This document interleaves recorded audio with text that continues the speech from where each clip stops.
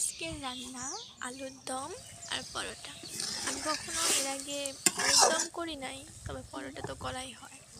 তো আমি আমার স্টাইল না, ইউটিউব দেখে আমার নিজের থেকে সব কিছু মিলিয়েই করেছি।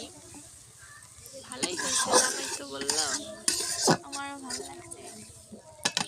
জানি না তোমরা কে কীভাবে করো, আমারটা ট্রাই করে দেখতে পারো, মজা লাগবে।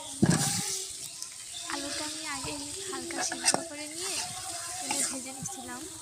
আলুগুলো মশলার মধ্যে দিয়ে কষিয়ে নিই, তারপরে পানি দিয়ে একটু ওয়েট করব। লাস্টের দিকে ধনেপাতা দিয়ে দিব, যাতে স্বাদটা একটু বেশি হয়।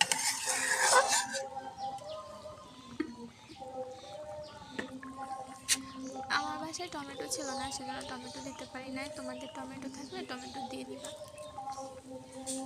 এই তো অলমোস্ট ডান। এদিকে আমি পরোটা আগে বেলে ভেজে নিছি, এখন শুধু খাবার দেওয়ার পালা।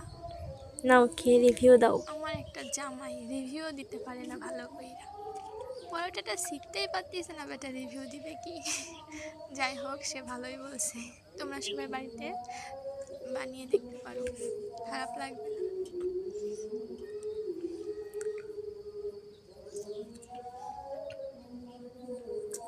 ওয়াও, সেই হয়েছে।